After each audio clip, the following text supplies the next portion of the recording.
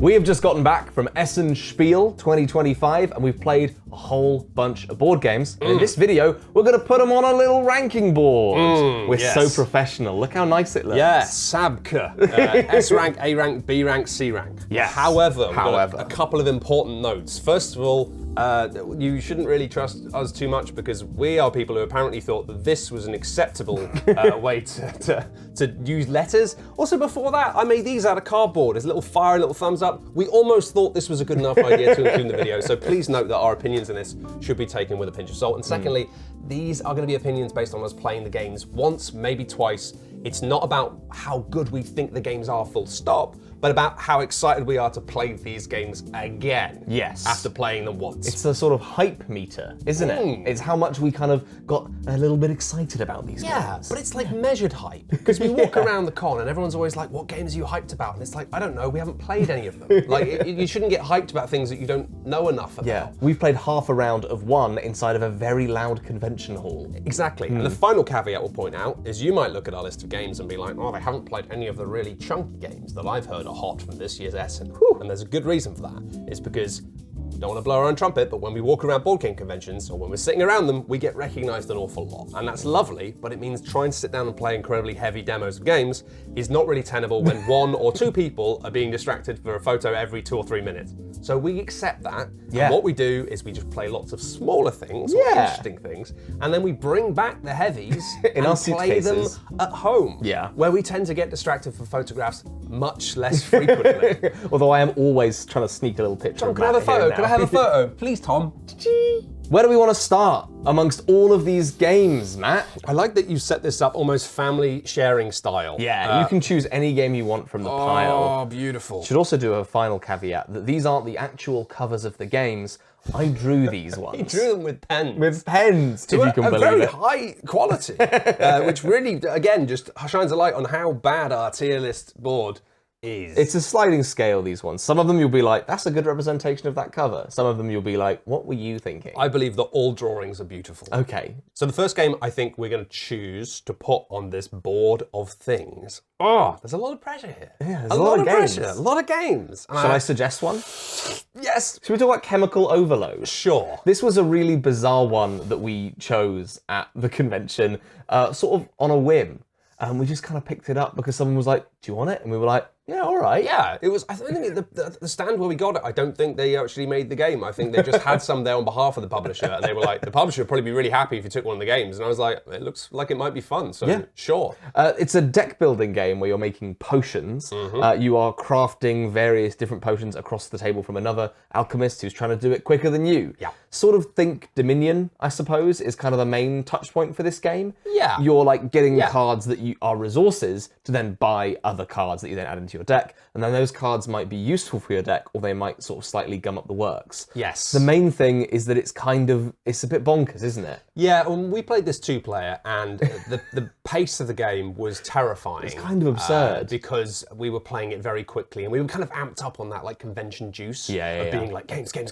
And so we were just playing super fast. It was a pretty simple game as well. So it meant often I'd be playing and then it would just be your turn constantly. Or I'd be having sort of like a pre-turn before your turn. You'd be like, right, now you can have your actual turn. And I'd be like, great, I've done all my admin beforehand. Let me just do the finishing touches. And then it's right back to you. Yeah, and then you finish doing the thinking on your turn, at which point I inform you, and no, Tom, actually, it's your turn It's again. your turn again. Immediately. So the game was kind of fascinating in the fact that we had this board of cards you can buy to make potions. And you have like the different ingredients you can put into potions. But crucially, you have your flasks, your vials, the glass goodness that goes... that make the goop go in, make the potion. That was a beautiful explanation. That's how witches do That's it. how I taught the game to you, I think. Absolutely. So I'm very proud. That's the perfect Tom teach. The crucial thing is, though, that once you got these ingredients and got these potion bottles, there were potions you could make. Funny that. Imagine that.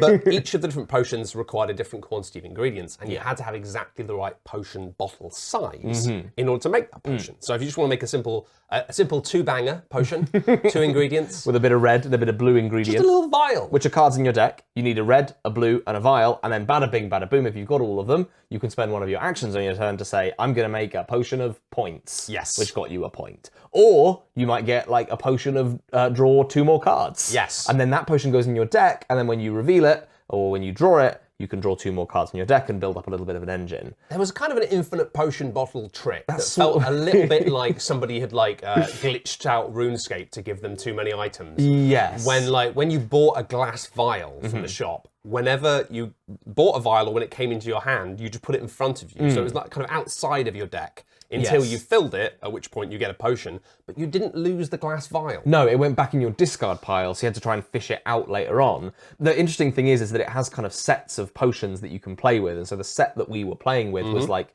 Chemical Overload. Wait, that's the name of the game. It was called Chemical Ignition. Yes. That's what it was called. And all of the potions you could buy from the market that you could, make, they were all like draw more cards, do more stuff. So very quickly, both of us entered into these kind of absurd loops where we were just drawing fistfuls of cards from our own deck. You were just drawing your entire deck on each turn. Yeah, that was when we sort of finished the game, was when I would literally just draw like a 25 card hand and be like, I'm unstoppable. I can do whatever I want. And yeah, it was pretty silly. I think it had that kind of, the fun of knowing that you had all of these different potential potions that you could play in and all these different presets and setups. I think that's where the game lives or dies, because it could have been that we just picked one that was more fun than some of the other ones. It was a bit absurd, the one we picked. But I'd like to think that there's some interesting absurd stuff in there to dig into. I need to look into it and look at those other, I need to scry through those decks and be like, how weird can this game get? But the core thing of just, I'm going to spend 2 red cards to just get another red ingredient, the fact that you were always adding to your deck meant that, it really did get gunked up in a way that... Very quickly, you had a deck that was like this thick. Although I realized it was incredible. It kind of almost felt wrong, the fact that whenever you drew a potion bottle, you could just put it in front of you on the table and it could sit there in this infinite space of... On your table. So it didn't really gunk up your deck. No, sure. You just end up with loads of empty bottles, as if the recycling man's come around after you've had a party, and it's just like, why are there 12 empty bottles just on your shelf? I'm so sorry, I was going crazy for potions of ignition. It also had a really lovely toxin system, where it was like occasionally there were potions in the pile that were toxic potions, and if you were the one who made those, they had the same effects, but they would increase this kind of toxin level that added like a modifier, and that's what eventually triggered the end of the game. Yeah, the toxin thing, I think that very much set the tone of the game of being this is a silly thing you can't take too seriously, because they were a little bit like the things you get at the start of each round of Quacks, where it's like, and now something weird happens. But these would happen whenever they were triggered. And sometimes they were really annoying, and you didn't know what it was going to be, and suddenly be like, you lose this if you have this. In a way that it kind of was a reminder that you can't take this too seriously, because otherwise you're going to get a bit upset. I think that's probably very fair. That feels like the kind of game that it is. It is daft around the edges, I think. I think what was interesting about this, to be honest, is it looked like the sort of game where we're going to be like, absolutely nothing here. I don't like this. But we were both surprised that actually it seemed to hang together quite well and be quite fun. I think it would also play well with more people, because honestly, having a split second of time between turns, not a bad thing. No, that's very fair. It could have also been that the potions we were playing with had pretty much no interaction between players. Maybe the other decks have more interaction in a way that would change that. But no, I think we're both quite pleasantly surprised by this. It was decent. Are we ready to tier it? Yeah, I think so. Where's it going? I confidently would put this... I'd put it in the A tier. Interesting. I think I'd go somewhere between A and B, if I'm honest. Yeah. Because I liked it. Sort of invalidates the idea of the tier list, really, doesn't it? Oh, it does. But you know what? Let's start as we mean to go on. Right there. I think that's I think it's like a high B, right? Okay, yeah, B+. But the thing is, in the same way I was surprised by it initially, in the fact that actually it was more fun than I expected it to be, I think when you check out those other potion decks, it could be like, this is actually really good. Yeah. Or it could also be like, this is fine. We're really sort of skewering our own format here, aren't we, really? It's harder when you play something once. Again, I don't want people to feel like, we're being mean to a game after playing it once. And unfortunately, that's partly what our job is, especially if you listen to the podcast. This is a video podcast, by the way. Copyright Tom Brewster 2022, I think. I made it up. Yeah. Next up, Matt, I want to talk about Collect. Here it is. I think I did the best job of this cover out of all of them. Honestly, it's great. Can I give you my hot take? Yeah. This is an S tier. Yeah. This is an S tier one. Yeah. Yeah. Let's just put it there with no we're just gonna put it there. Yeah, we'll put it there right now. Yeah, great. Done. So Collect is a tiny little card game from publishers Simon, and it has you collecting creatures. There's loads of different ones that you want to collect, and you want to make an alliance of 4 of the same creatures. And if you do that, you win. But there are other ways to win. What's one of the animals that you could have in your alliance? Chameleon. It's a lion. Oh, a lion. I do birthday parties for children.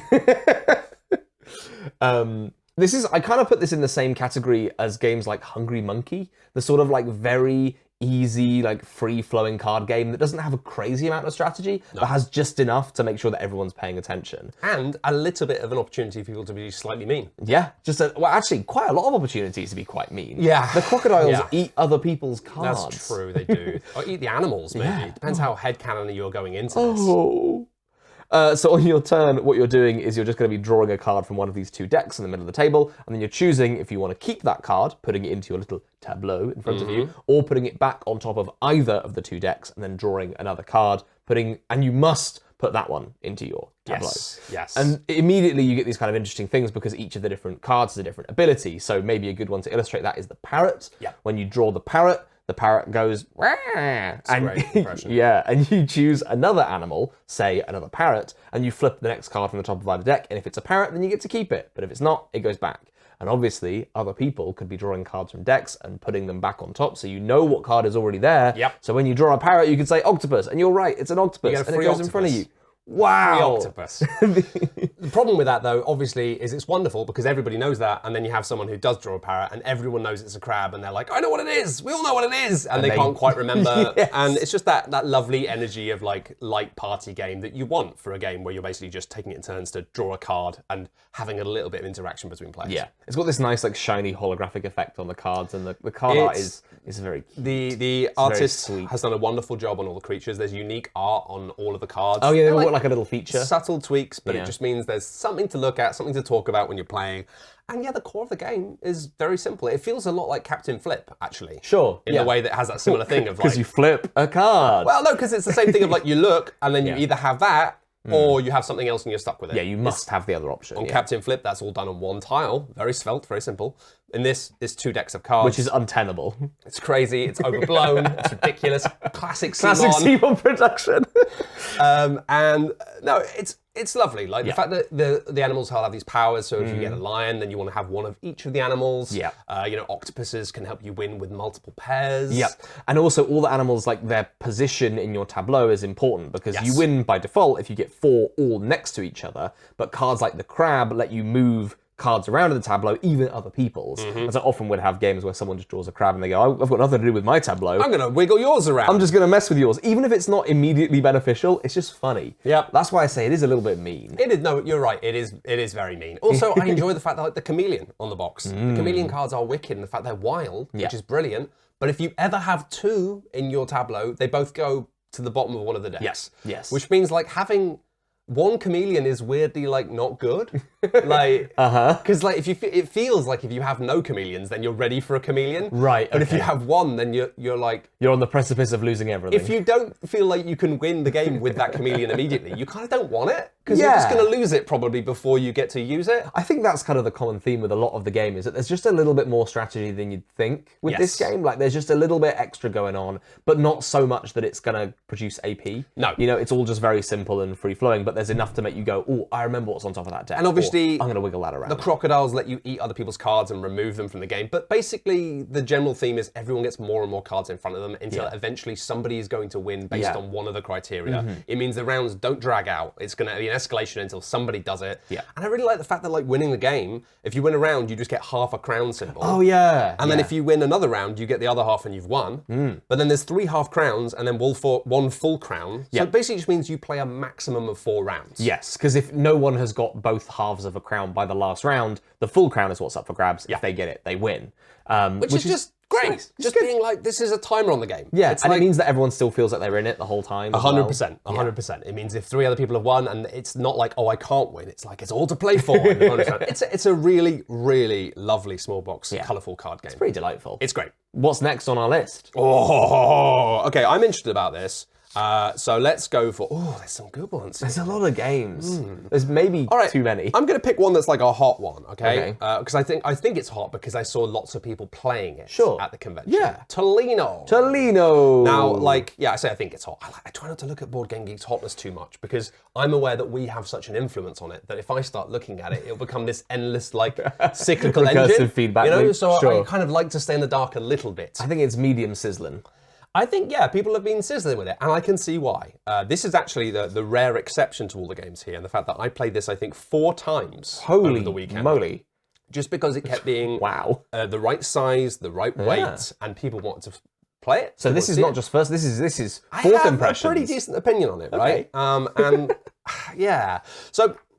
I've mixed feelings about Tolleno, if I'm honest, after 4 plays. After 4 And again, plays. that's a caveat of like, you know, it's a small, lovely looking game that honestly you could buy and happily play 2 or 3 times and feel like for a lot of people, you've got your money's worth, you've had a lovely time. And like that, some people might go, no. But like, I think if we're being realistic about how most people buy and play games, 2 or 3 times is incredible for most board gamers. Now, the way this game works is you are going to be having these tiles, which will show these little canals that intercross. It's quite hard to explain this, but each turn you put a tile out onto the board that continues these canals. Yes. When you've done that, you then look at the canal you've just made longer, and somewhere in a free slot next to that canal, you're going to place a little floor of a building. And then after that, you may do the same thing again on one of the rivers that crosses. Yeah. So if you put this tile down and it made the river go whoop, you could put a building on there. But then if that river crossed a whoop, you could put one up there. Yeah, so you have to like look at the river you want to extend and then choose a river that is perpendicular, I believe, to that river. And then there's some specific rubs in the fact that it can't just be on the tile. It has to be next to the river because these tiles all have rivers going through and then 4 spaces. Yeah. Now the spaces aren't always free to be placed on because there's other stuff there like little round temple-y things that give you bonus points. It's an abstract tile placey thing. It's very abstract. Now these tiles are colourful and chunky and fun, and excitingly, about a third of the way through the game, you get a boat. You get a little boat. Congratulations, you've got a boat. It lets you move the tiles. It does. It lets you this once. nip around, it lets you pick up tiles and drop them off in other places, and that's important because you're all going to be trying to take control of these tiles to get points. You're going to be trying to build big high towers to get points. And you're also just going to be trying to be mean to people and like block them off and do things that you know are going to frustrate people because it's an abstract-y tile-laying puzzly game. Sure. Now, I really, really like the core of this game. Like, it's a lot of fun. When me and you played it, we were buzzing about it. Yeah, and that was the second time I played it. And like, I was having a great time. And like, I still really like it. All I would say is that I played this a bunch and I started to see a few cracks appearing, unfortunately. Now, that's not to say that this isn't really fun. I like it a lot, but there was definitely, and I'm really remiss to say this because I never like to make this claim because I feel like I am not smart enough to make this kind of claim, but I felt like a few elements of the game were maybe slightly unbalanced. A little wonky? Yeah, the player powers that you get on the board, each player gets their own unique like objective. Scoring criteria. Yes. Some of them just seem better than others. Okay. In a way that like, we looked at it and it's like, it seems quite hard to get more than about 6 points with this one, but this one you can quite easily get 12 ramp it up in like a way crazy. that I couldn't understand how that was allowed to be. Sure. But if you're not going to be someone who plays this millions of times, and again, maybe just look this up online because other people might have caveats that, Opinions may make vary. me look like an idiot. I really like the shape of this game, and I thought it did some really clever stuff. The fact that you have this thing where you're making these canals longer and then choosing where to go on that gets really spicy when people start putting like L-bends in and cutting off canals and stopping you from making long stretches. Yeah, because you're always trying to place those little buildings kind of, initially you're trying to fight for the areas in the middle, and then increasingly as you build outwards, it gets harder and harder to get back to that core where you might be having a really intense battle with someone for a particular bit of territory and you just can't get there anymore because the board has gotten sprawled out and big and annoying. And that's when the boats come in. Being able to send a boat to carry to a tile that you cannot reach anymore by being like extend a canal, then go on a perpendicular because maybe it's 2 bends in. That adds some real spiciness. And then I also like at the end of the game, you know, the boats break ties. And it's quite smart design in the fact that at the point at which the board has built out to be this sprawling map of thinking, where do I put my new map tile? Where do I go? The fact that having a boat on a tile means it's locked and no other player can do anything with it actually helps to like crunch down the decision space because it means as the game starts to get a bit unwieldy, for each player you have a tile that you can't do anything with, which actually is just like a very nice background thing of being like, you'd think that the boats would make the game more complicated, but actually they give you more flexibility when the game gets like sticky and stuck, but also stops it from being too overthinky at the end. Too baggy and weird. You don't have that final turn where somebody sits there for like 5 minutes going, what can I do? Because really, you probably don't have that many options at that point. Where are you going to put it? I like it a lot, but I feel like it's It's A or B, depending on. We can't put another one in the liminal space. I think it's probably still A, if I'm honest. Okay. Because as I say, I played it 4 times in like 2 days, and I had a lovely time each time. It was only in the final part that I thought, I'm not sure. But again, I bring that with the caveat that like I am not the person to really clock that stuff. Not an expert. You go on Board Game Geek and you'll find people will tell you about balance. I don't like to use that word because, as I say, The B word. I'm often wrong. But I think that like And you haven't used it here because it's in the A tier. balance. I want to do a little rapid fire selection here, Matt, of ones that I feel are kind of all right. Firstly, Rapid fire, all right section. a Carnivore Did It. I saw that. It looked all right. Yeah, it is all right. Okay. Put it in the all right tier. Yeah. No, this is a very strange game. It's kind of like a social deduction game, but it's cooperative. So you deal out these cards that have various animals on them, and then they will all be saying different things. So one of them will be saying, an animal over 190 centimeters did it. Or one person will be saying, a herbivore did it. And one person will be saying, I didn't do it, or whatever. Right. So is it a bit like you're guessing, like the animal guessing game, but you've got all the hard stats there? Yeah, you've got the hard stats. Like rather than being like, I don't know, it's like the size of a shoebox. Someone can be like, it's 64 centimeters. Sure, yeah. You're trying to work out exactly which one of these animals did unspecified crime, presumably. Fraud. Fraud. Yeah, big tax fraud. And there is only ever one right answer. Like they're all like bespoke cases that you work through, and they'll tell you the right answer by deducing who's lying and who's telling the truth. And it's all right.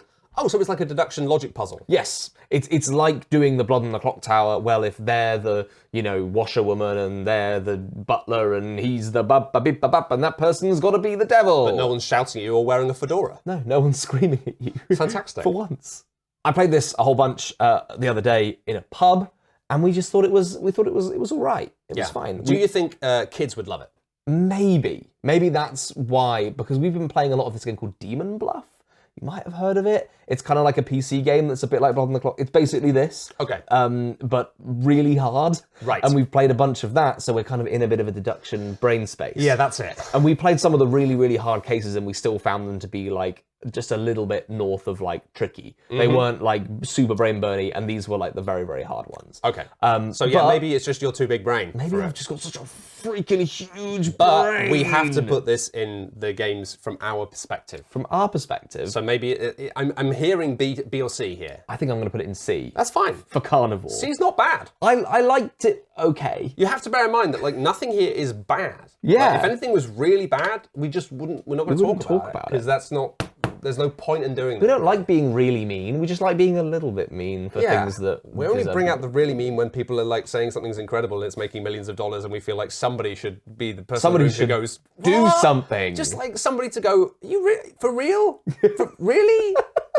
Another really quick one that I'm also going to put in the C tier is Echoes of Time. Okay.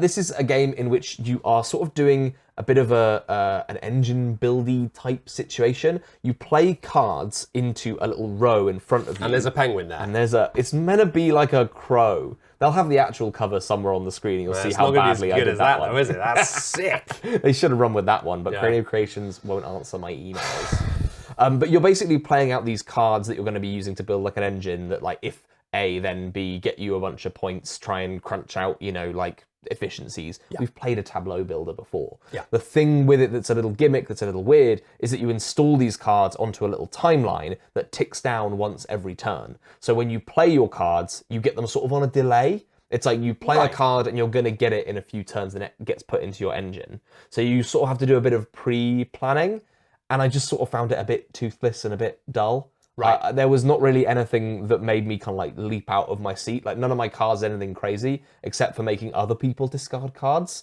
which is what the game was telling me to do. Like the first hand I had was like, get cards if other people discard cards, make people discard cards, become immune from discarding cards. And I was like, all right then, I guess I'm a bastard now. Yeah, character archetype dick. That's a thing. But it just sort of felt like it was nice, it was okay, it was very pleasant, but it wasn't anything there was nothing there that makes me want to immediately go back to it again. I feel like if you're that might be too mean. Well, I don't know. I feel like if you're going to just make exciting with the concept of time. In a kind of building game, then the one aspect of time I think it's safe to argue is the least exciting aspect of time is Waiting? If you wait, then something will happen in the future. Because that's just life. That's being like using the power of time. Yeah. You have to wait a week and then you can have it. It's like, especially because like you could push things a little bit forward in time as well. So it felt like often I would have things that I would play into like the 2 time slot, and then I would back sooner. Yeah, then I'd just do the action that made it come back straight away and be like, great, now I've got the card. It just sounds like any Euro game. Yeah, it sort of was any Euro game. Well, that's fine. Echoes of Time. It's fine. It's all right. I'm going to quickly do this one. Pyradice. Pyradice. Which is weirdly a pun of pyramid rather than paradise, I think. But maybe it's a bit of both. It's now that you're saying it out loud, it's kind of both. Yeah. Welcome to Paradise. Did you say paradise? Legally, we did not say paradise. We said Pyradice. This is a game that basically involves you taking it in turns to take dice from a structure of dice, a pyramid. But it's not even a pyramid. It's like, it's like an oblong, a rectangle pyramid. Okay. Also, like, because it's made out of cubes. Yeah, generally, like it was about the size of like a good-sized small mini loaf cake. Yeah, sure. It was about the size of a small thing. Small pyramid, but long. Longramid. Oh, okay. I can imagine it's sort of like a loaf. Like if you sort of extruded a pyramid. Yes. And it was a bit flatter. Yes. Okay. Correct. Good. Thank you. Had some interesting things in this game, because basically what you do is you build this little pyramid, and then you could only take dice that were on the edge. So you have to be able to see 3 sides of the dice. So it's basically corners or, exposed. And then you would take it in turns to take a dice and put it on your board. Now, your board is an actual pyramid. Okay. So you're building a pyramid-shaped thing. You're building a real pyramid. From this big pile of non-pyramid dice. Okay, from the loaf. You have to build it traditional pyramid style. Okay. Like, you have to put 2 on the bottom before you can put the next one up. Traditional diagonal triangle building. Probably wouldn't work any other way, really, would it? No. Gravity applies. But when you take these dice, you put them on the board with the pip that is showing up in the same location. Okay. Then, crucially, on each of these layers of the pyramid, you have 2 different things that get slotted in a kind of modular way. On one side of the board, you have these modular kind of lozenge nuggets that tell you this is the power in this game that activates on this row when you place a dice that you may use. Okay. And on the other side, it's like this is the way it scores at the end for bonus points. Sure. So basically, it's like, once you're building on the second layer, for example, like you have the ability to like take a dice that you've already played and re-roll it and then put it back where it was. Or like maybe swap 2 dice in a pyramid. Or maybe flip a dice to its other side, or swap a dice in your pyramid with one that's available currently in the kind of stone market of bits. Stone market. Now this is modular because these are set up and you can play them like in B side, A side, and you can mix up. There's a lot of like replay fiddliness in this in terms of making your little board. Honestly, it was a lot more fun than I expected it to be. It was also a lot crunchier than I expected it to be because of the fact that not only do you have like each layer has a power that you activate to change another dice, and then each row is going to score differently, but there was also some scoring conditions for each of the 4 different colours of Pyradice. I'm freaking out. You've really done a decent job of these 3. Really done a decent job, yeah. So then it means like and these are all like randomised at the start, so it's like, okay, you want the orange ones to be at the top of the pyramid, you want the tan ones to all be the number 3 or the number 5. Right. And so trying to do all of these things at the same time was a bit of a nightmare, especially when it was like you get to use the powers on not the dice you just placed.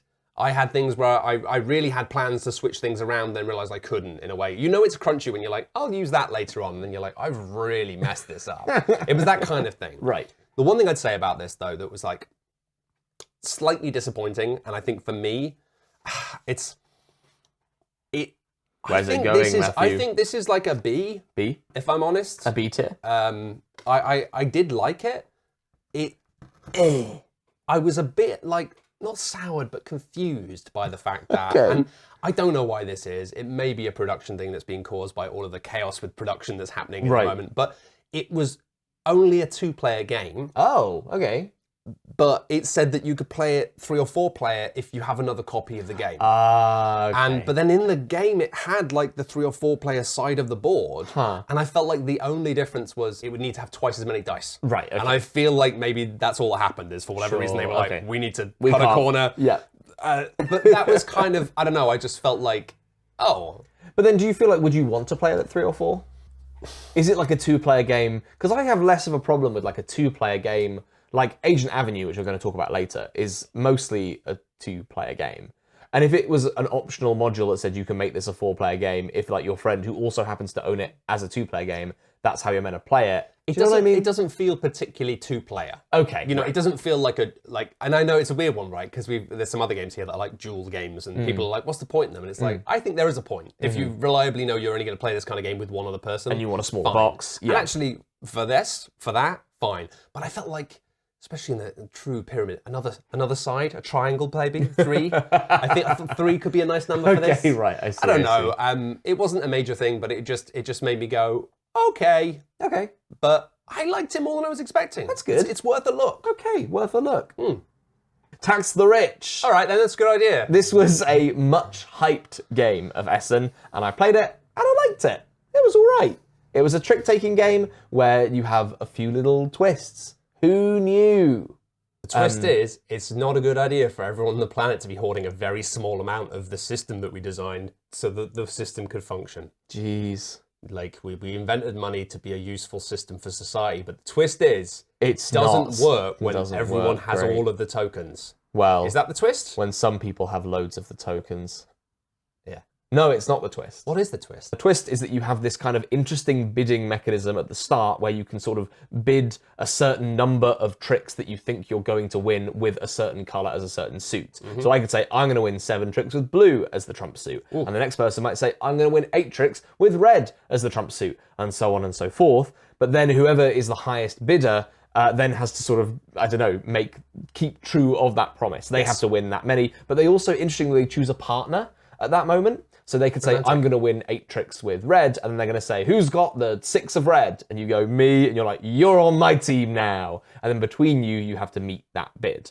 But the thing that makes it a little interesting is you can have a class revolution, Matt. You can have a class revolution in your trick-taking game. So the person who you've dragged in to be a partner can go, I don't want to help you anymore. No. Oh, I'm bad at guessing today.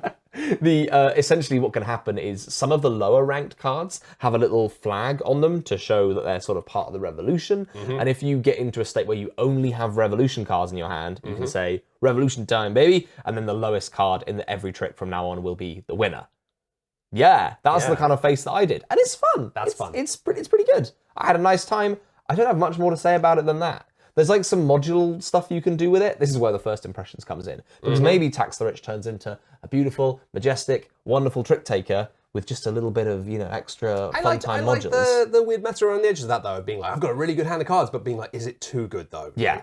Is somebody going to flip all the numbers? Is someone my hand is useless? Someone's going to revolution my ass. Yeah, yeah, maybe I shouldn't have held on to all the really high number cards, and then everyone else wouldn't have needed to revolution me. I also think it's really funny that you could just draft someone into your horrible capitalist bureaucracy. You can be like, you could be like, you're my friend now. Right. Well, you could be in a situation where you're bidding like deliberately very low. You're being like, I'm going to pass on the bidding because you have quite a weak hand, but maybe you have 1 trump, but that doesn't make a strong hand. Yeah. Then if someone asks for that specific trump card, you're now part of their team, even though your hand is done. Yeah. But it means you have to really pay attention to the bidding, because if someone's like bidding up blue loads, they've got a strong hand in blue. It gives you an idea. Yeah. There's a lot to like. I just don't have much to say about it other than it was good. That's fair. I'm going to put it in the A/B tip. Okay, great. A. Well, fantastic. And you get me another pin while you're there? Because I'm gonna go straight in with another one. My goodness. I'm gonna reach around for my own pin. I'll put it in A. This is 3 witches. And right off the bat, I'm gonna whack this one up.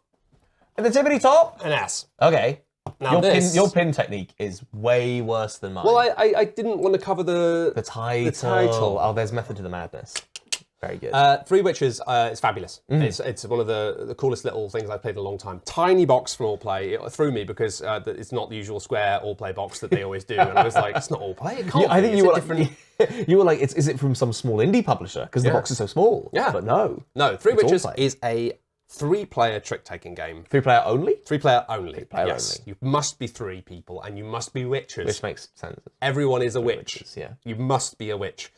This reminded me an awful lot of a game we covered years ago in Card Games That Don't Suck as a gambling game called The Landlord's Game, which was a trick-taking game where it's always 1v2. And this has the same thing, the fact that at the start of the game, you bid for how many out of the 5 tricks you're going to play. Right. How many you're going to win, either 3 or 4. That's the only thing you can bid. Only thing you can bid. Someone can bid 3, and then if someone else bids 4, it's them. Right. But those are the only numbers. And then whoever is the bidder basically has to win that many, and they are fighting against the other two. So the other two players become lesser witches, and at the end of the round, if the big witch, as I start calling her, big witch energy, they get 2 points, and if they lose, then the lesser witches both get 1 point. Right, okay. And then the game was wonderful in the fact that like the deck of cards was tiny. So you didn't have a full deck of cards. You had maybe like, I don't know, like, well, actually I do know because it was 18. 18 cards. 18 cards. And then you had a little like cheat sheet to the side which told you what those cards were. Sure. Because it wasn't regular. So It you wasn't have normal. no. So like the back cards, you have like a 2 and a 3 and a 5. Right, And okay. then like the dog cards, you had like a 3, a 5 and a 6. Was it also that the numbers are like parts of the animal as well? It's like Yes. the 5 is like the ear of dog or whatever. The 2 is yeah, the leg. on the card it was a little chart that reminded you like which cards were in each suit. Right. And there was one of each, but also it was lovely because it was like tongue of dog and claw of dragon. Right. Which was I really got into as a thematic game about making little bubbly potions. Yeah. The really lovely thing about it though is the fact that when you as the lead witch you play one of your cards face up and one of them face down. And there are certain rules about how you have to do this that seem a little fiddly before you start, but basically you're giving the other players some information. Okay. And then they can't communicate, but they then have to play cards to try and beat you. Okay. But then even within that, there's just, I won't get into the nitty gritty, but there's all sorts of subtle rules for it. Like, you know, you can only pass if you don't have a card of that suit, which means you can pass to the second lesser witch and they can play something before you do. Right. Which is a really strong way of giving everybody information. Yeah. But then also having the other players, because it's such a limited deck, everyone can kind of quickly math out what is possible and what isn't possible, and you could really get into people's heads. Yeah. And the nicest thing is that after you play a trick, the lead witch always gets to take back one of the 2 cards that they played. But if they won the trick, they choose, and if you lose a trick, the other players So you can choose. kind of enter into these winning streaks, I suppose, where you can have an exact plan. I'm going to win this in this way and then win this in this way, but then you're running on a bit of an information deficit because there's 2 other people who are trying to beat you up. So it really encourages you to basically be like, I need to win 4, so out of these I'm going to win all of them and then try and lose. Like, but then by doing that, you're losing control of the game. So you kind of, ideally, you want to be kind of winning and losing a bit back and forth, but that's not ideal either. We had some wonderful times with it. Quite quickly, you just dive into the meta of mind games of like basically tricking the other team. I had a lovely time offering these 2 cards and being like, which of these should I take back? Knowing that one of them seemed like the ideal choice. Be like, give them that one back. We don't want them having that one. But that was a trick. You know, it was like, they'd given me back the card that I wanted in a way that I was like, they didn't realize that until a few rounds later when they went, oh God, what have we done? It's honestly very exciting to play. And what I love about it is that like being the big witch, being the person who is leading the game, and you lead every trick regardless. You never pass on leading. Oh, that's fun, yeah. It feels really good, but also really scary. Yeah. It has that lovely power dynamic of like, you feel like ha ha ha, but also like, oh, you feel big and small at the same time. It's also something that gets passed around, which is nice. Like, I imagine that across a game, you're not going to have a situation where someone is just always big witch, right? You're playing multiple rounds, I'm assuming. Yeah, the bidding starts, there's a potion card that doubles a number, which is the thing. And like, whenever whoever has that, is the next player gets to start the bidding. So it basically means that like the person who ostensibly has the best hand, like doesn't get to bid into last. So other people can be like, I'm not gonna let it get to them if they want to. Honestly, the whole thing was just very smart, very tight. It had this lovely kind of etched artwork on it, which gave it a very kind of traditional witchy vibe. Yeah. It was just, it was great. Like, it was honestly one of the best small box card games I've played in a long time. And we immediately got really mean with it, really smart. And it being so knowable that players have that moment where they suddenly go, oh no. Yeah. And also being able to, as the lead witch, like leak people's cards out to work out exactly what their hands are. And then playing a game of pure like, well, how can I shape this to make it so they can't beat me? Unless they want them to. It's really cool. I want to play it. It's really, I want to play it. I don't have it. I want to get a copy of that game. Give us a copy. Yeah, hopefully. Now. Yeah, can I have one? That's nicely, Tom. Be nice. Please. I'd like one, please. Should we talk about another S-tier game, potentially? I think we both feel this way about 100%. Agent Avenue. Which is confusing because you've drawn a massive big X across it, which makes it look like it's not good, when actually you're trying to hide what you believe to be terrible artwork. It's really not good. No, no, no, no. I think it's fine. It's awful. Drawing animals is hard. They're meant to like be the outlines of the animals, and there's like a road, but then the road is meant to like curve round. But I've just done such a bad job. It's hard to draw animals. You saw me trying to draw a hand at the start. This is true. A nightmare. Okay, I'll cover it back on up, top of but it. I just want to be clear. That makes me feel a lot better. The game is great. The game is really good. This is a 2-player I cut you choose game where you are basically you are 2 animal secret agents trying to catch one another in this sort of neighborhood setting. It's kind of like an American suburban setting, but everyone's like a giant wolf or a pigeon or fox. And essentially you have a tiny board between the 2 players that's kind of like a little racetrack with a certain number of spaces, let's say 5 spaces between each player. So it's like a loop.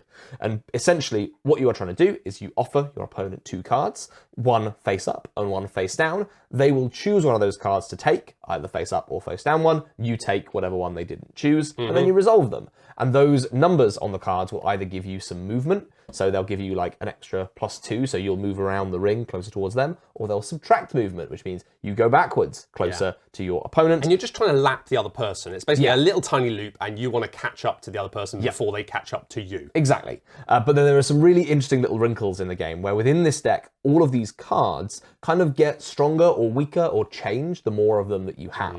So for example, the first double agent that you pull moves you back a space, which is bad. Not good. The second double agent, you get 6 movement, which is crazy. You're zipping around. And then the third one and everyone after that, you get -1 Another again. -1, -1 again, -1 again. But there's also these cards that just flat out win you the game. There is a code breaker. If you get 3 code breakers, they do nothing when you collect them. But if you get all 3, you just win. And there's similarly daredevils. They're really good for movement, but if you get all 3 of them, you lose. And it's just really nice. Oh, it's very good. It's really good. It's very good. It's like, super Moorish. It's both like, it feels kind of like, oh, I don't know what, anything can happen. But at the same time, like you have a real degree of knowability there in the fact that there aren't that many different cards, and you can look at it and go, well, listen, if we take the unknown one, or we take this one, worst case scenario, they can like move forward 3 spaces. And it's like, we are 4 spaces ahead of them. So like, they're not going to catch us this round. And it's that thing of like basically allowing yourself to be like, how far can we let the person run right behind us without it being a real problem? Whereas then later on, usually it's lovely in the fact that you never have that moment where you reveal and it's like, oh no, you got me. First game it was like that, but then after that it becomes this thing of like, you're just screwed. You're like they put down 2 cards opponent. and you know that it doesn't matter which one you pick. Because it's like either you take that one and they're going to run really fast and catch you, or you take the other one and they're going to get the 3rd card in the set and they're going to win, or whatever. Or like, you know, and that's lovely. It's like, it does feel like a real spy game of you like basically cornering someone, being like, you're out of moves. You're out of moves. And it lasts exactly as long as it needs to as well, because you can have these games that are over really quickly where you just like manage to, you know, bluff your opponent into a space where you just manage to catch them straight away. Or you can play these games that kind of like draw out a little bit longer, but they still have quite a definitive end to them because you have these kind of immediate win and lose conditions. Never has one of our games ended in the like default end game thing where it's like, if you've not resolved the game by then, do this. They always end in someone getting caught in some kind of trap, and that's delightful. Especially when you're trying to build up these things. Like you say early on, like the fact that the first time you have one of these, -1, the second one you get 6. It means a lot of the game is about using the flexibility you think you have of not getting caught straight away to build out a tableau that is just ready to pop and you're ready to have a round where it's like, doesn't matter what you play, I'm going to benefit. Especially because you have this hand of 4 cards, you can kind of plan ahead just a little bit, and there's a mechanic that lets you discard to draw as well, which means you can filter out certain cards from the game and be like, actually, they're trying to collect all the code breakers, but I know that I've It gives you a bit more knowledge about what's possible. It's honestly like, again, kind of in a similar space to 3 Witches, I think, but being a 2-player game of having a small enough deck of cards and a good enough oversight of everything that you really feel like you've got enough information to make some really good guesses on what could be happening. And when they pan out, wonderful. Feels so good. Also, the little expansion, like, I thought fleshed out the game like wonderfully. It adds little mice that are an extra suit, and the mice kind of like sit on your little house and they can move around 1 or 2 spaces. Spy mice. They're like another way of getting caught, but only if you land exactly on I was their only space. talking about the little expansion in the game. Oh yeah, there's also a yeah. black market expansion, little market of cards. If you land on certain spaces, then you get black market cards that have crazy effects.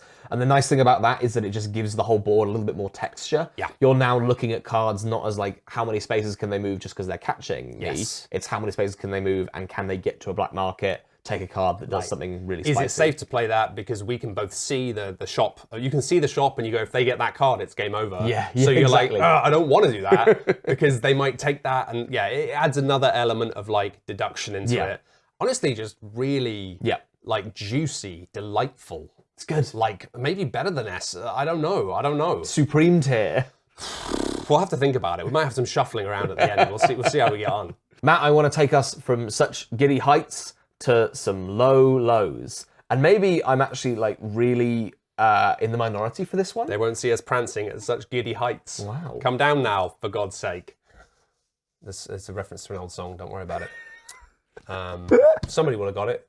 Someone out there. Somebody. Ooh. Iron and Wine, the Postal Service, doesn't matter which version you heard first, this beautiful song.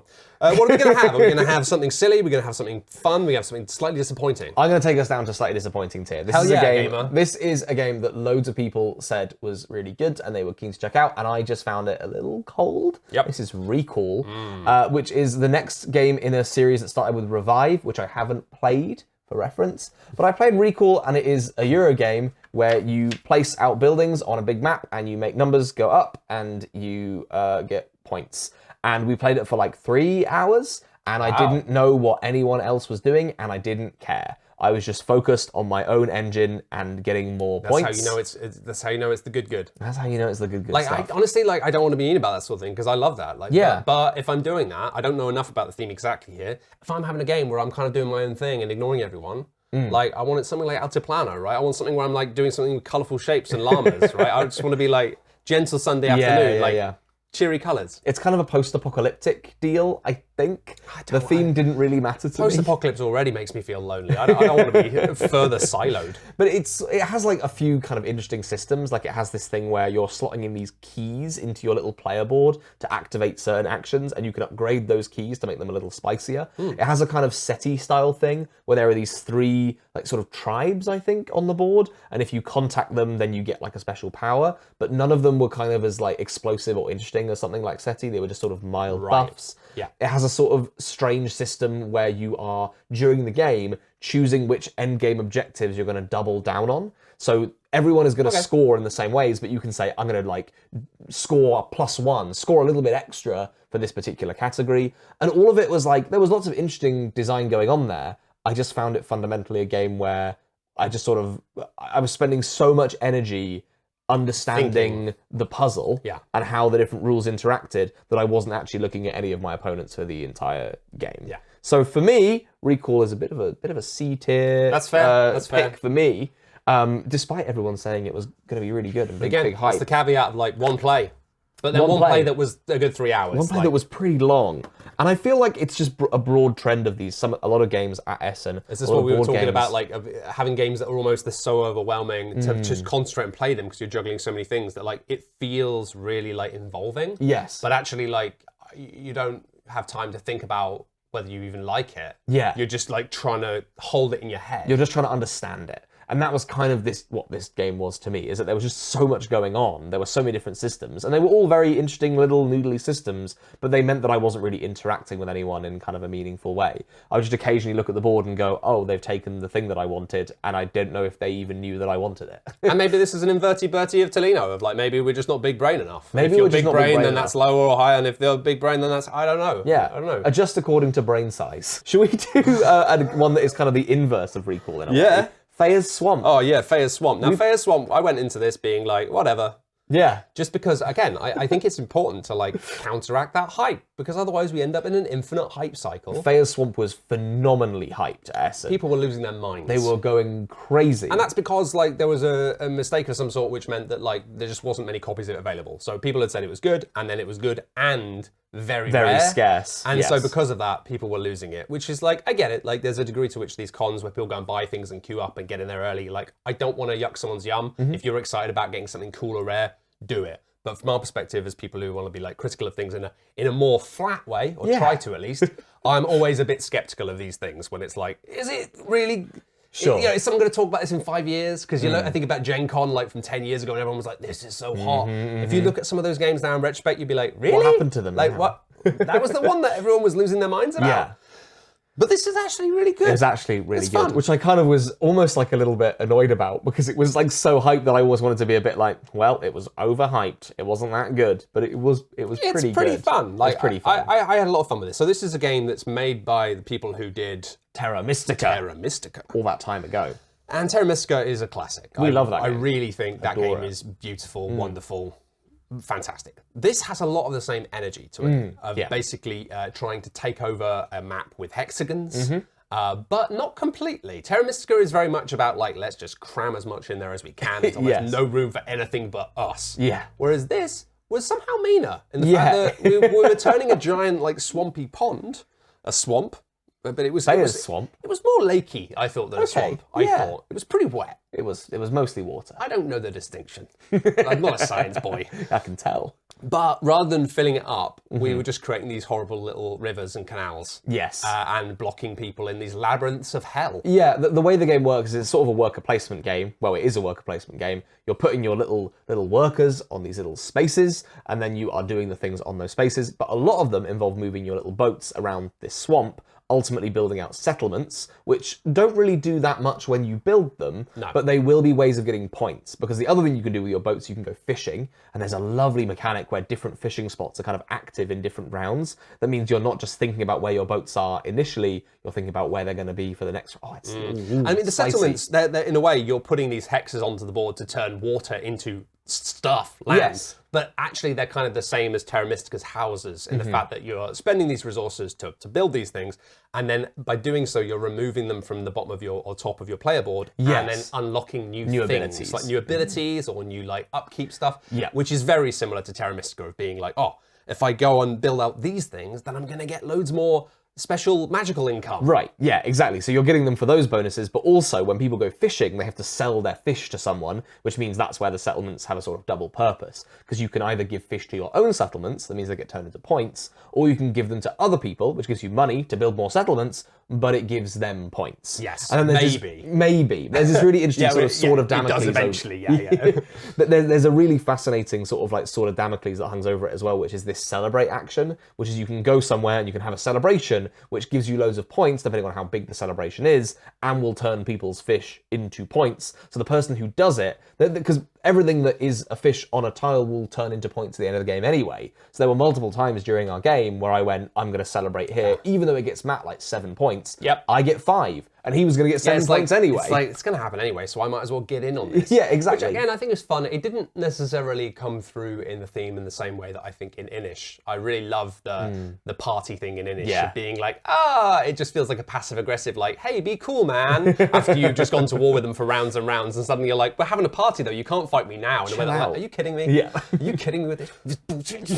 Whereas this, like, it didn't quite have that, but there was something nice about like, well, why should I let them throw the party if they're gonna get all the party presents? I don't want to throw the party points. There's a really nice like weirdness in that as well, in the fact that really to get points for throwing the party, you wanted this totem pole to be on that island. Yep. But every time you move the totem pole to a new island, it made the island bigger, which made it way more expensive to build more things on that island. Yes. So you're really just doubling down on like trying to make it so that you had this wonderful fish party port, but then other people were less likely to be building their islands on that island, which meant it less likely that that island would end up full of fish, which meant it less likely that people would have parties on your party island. You could run a risk of basically making your own private Ibiza that no one wants to come to, because it's like, why would we? The thing that was so delightful about the island building, we're sort of burying the lead here, because I think the thing we love about this game is the fact that when you build these settlements or when you add to these islands, you're kind of sculpting the board in more and more irritating ways. Because Feya Swamp has the system where you can only do an action if you can sail your boat to it. And some rounds you'll have like a really high sailing value, you'll be able to nip around wherever you want. Sometimes you'll have quite a low sailing value. But either way, if you make these irritating little canals for people to travel down, you're just making it more annoying to navigate for everyone. Yeah. And you can't join the islands together, so you can kind of build out your islands in ways that block other people deliberately. Yes. There's just lots of really interesting shared space that's going on in the middle of the table. I spent a long time just making a really long wall across the board, which made it very difficult to traverse. I love that I started building that wall. I was like, yeah, I'm going to do this. And then you like carried it for forever. Oh, I just kept going. I was like, maybe we'll have a little wall. And then by the end of the game, it almost spanned from one edge of the board to the other. It's because you'd forgotten about the fish forecast. I did forget. There's a beautifully simple system of there's a fish forecast of each round. These fish are currently available to be fished. They're in season. There's 3 different colours of fish, and they're basically like down here in the left bottom side, right bottom side, and the top. Yeah. And so it means that different parts of the game, you want to be in those areas of the board, which is not a problem early on because you just sail your boats over there. Yeah. And I tell you what, when someone's made a hellscape labyrinth, it's a problem. It really was. Watching you in the final round go, oh no, blue fish, and being like, yeah, there's no way you're getting over there. Whereas my whole strategy was make my boats very good at sailing, very long distances, and then just make the board absolutely impassable to the highest degree I could whilst following the rules. Yeah, you won by an absolute landslide. It was phenomenal. And I enjoyed Feya Swamp a lot. I thought it was that nice position of being crunchy but also quite tight. The fact that it has that Terra Mystica style thing of each round you take a card that gives you a little good but also affects the turn order. Yes. And that means that you're like trying to it affects everything, doesn't it? Because it's how much you can build, how far you can sail, and what benefit you get. They're really important. That juiciness of like, you know, that is kind of not present in a lot of modern game design of having like, but maybe I do pass early and just lose out because it's so important that I take that next turn. Yeah. That's what happened to me. And, you know, I think that that's pretty cool. I liked it. I don't know if it had, like, the long-term legs of Terra Mystica, but hey, what does? What does? Like, I had a great time with it, but I didn't find myself being like, I want to play this again. Oh, really? To, like, do it differently. I want to play it again, like, now. But maybe that's just because I dominated the game so heavily it was brutal. that I was like, you know, it was scary. My work here is done. Yes. I'm going to go and live on the moon now. Should we put it, blue man where would you put it? Big old. I think it's easily an A. Should we straddle? I think so. Should we talk about the bunny in the room? Let's talk about the bunny in the room. This is Wie Die Karnichel. Wie Die Karnichel, which means like rabbits. Now, this was shown to us by the cheeky friend of the show, Daniel Standering, who found a game with a very deeply suggestive box art with rabbits making babies. I'm just saying what I've drawn for the cover is very family safe. Very PG version of what the actual cover looks like, which made me If you know what intercourse looks like, you see the picture of these rabbits and you go, that's what they're doing. That is what they are having. It's a dexterity game. A dexterity game. Which I wish was a joke, but it's not. Tossing rabbits into a box. Into a cardboard box, which has a picture of a bed on it. The most frustrating thing about this game was it was way more fun than it had any right to It really was. Like, you had your 2 rabbit cards, the lady rabbit and the boy rabbit, and you had to toss them into one of the 2 boxes, and then somebody would basically shuffle out the cards, look them, and then you would just deal them out as they were into male and female partners. And then anyone involved in a matchup gets a baby. And babies, of course, are points. Babies are points. You've got to try and get 7 or 8 babies and you win. Something I don't like remember. that. It doesn't really matter. But it was very funny in the fact that if you ended up successfully tossing both of your rabbits into the same box, then they might get drawn out in the same way. And then a brother situation is a 9 in the manual. It says, oh, 9. Oh, 9. Which just means you don't get any babies if they're brothers and sisters, which is good. Which is really good. Correct. There was also a mechanic involving you getting these like cards that had like conkers on that you could throw to try and knock other rabbits out of the if like you had loads of points or something and I didn't want you to have them, then I could try and knock your rabbit out with a conker, which would then take them out of the breeding selection. Like you could partner up with someone else's rabbit, but you might misthrow it and knock out the only female rabbit there. Right. At which point, like nobody is making any babies. Or you might make the connection, but then you have a piece of bark that you can throw on to deflect the conker. It's a little shield. Kind of frustrating me because like I feel like if those cards had just been little conker tokens and you had to like toss them onto the card and land them on, it would have been actually like close to being a very good party game. I was kind of equally frustrated and astounded that this game was pretty fun. It was better than a lot of small games of the same size, which is upsetting to me, and that's why it's here. we were really laughing while we were playing it. And if we're quantifying this on just how good a time we had, this is like an A tier, maybe even an S tier. I think in reality, I feel like that's a real problem. It's definitely a C. It's more that like I'm surprised it wasn't like a Z, a Z. Yeah, sure. It was actually like, it's a sort of thing that I can imagine like being something that remains in the collection for years and years, and 12 years from now somebody could just get out after a dinner party and everyone just go, what the hell is this? And everyone leaves. Yeah, everyone leaves because you got out your German sex rabbit game again. You can't put it in S, Tom. You can't.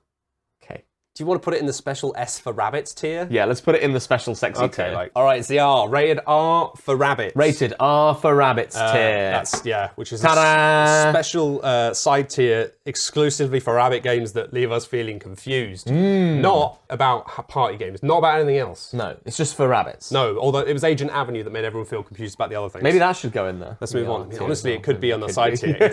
I think Agent Avenue, because of some of the suggestive animal art. It's pretty sexy. I think that is actually kind of crosses S/R. Yeah. Should we talk about another game that we didn't expect to be good, and then I think it might be by the same publisher. In fact, no way. I think it is. Yeah. Wow. Because I think that's why both games are actually kind of hard to find. Okay. It's a small publisher, and Milk. Milch. Do you like how I made it into a little carton because the box is a carton? The box was a milk carton. It was. And it was called, I think it was called Milk with Laxatives, was a German translation. In German, yeah. And again, I think this was picked up by delightful friend of the show, Danny, because she loves milk. Yeah. So I was like, she was like, you got to take it. Yeah. It's milk. It's got milk in it. But then we realized it was a game where you had milk and poop tokens. And it was a card game where you wanted to get as many milks as you could without getting poops, because you didn't want to put poop in the milk. No, that's not a good idea. But if you did put poop in the milk for other people and they drank the milk, they weren't drinking poop, they were drinking laxative milk. Honestly, this is exactly the sort of game that usually, like, if you're sitting now with the deepest sigh emanating from your body. Same. And we were like, oh God. Oh gosh. She's brought another one.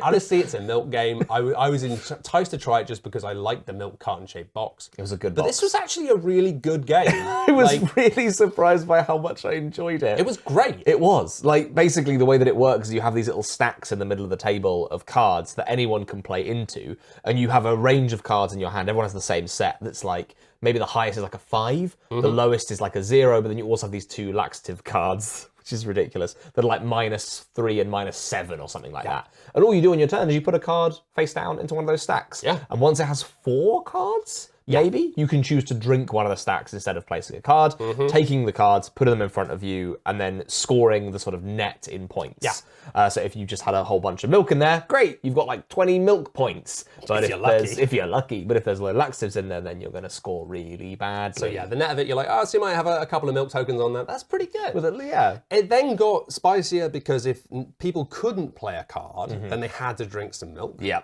And that could be bad if everybody out there knew that the milk was all bad. It kind of had a bit of a like skull with a communal area where like rather than being like just the skull in front of you, it's like everyone's put them down the middle and everyone knows there's loads of skulls out there, so nobody wants to pick any of them up. It was really funny when you had a situation where someone played their last card and the person next to them goes, was that your last card? And you go, no. And then they go, yeah, it was. And then we're like, let's make them drink some really bad milk.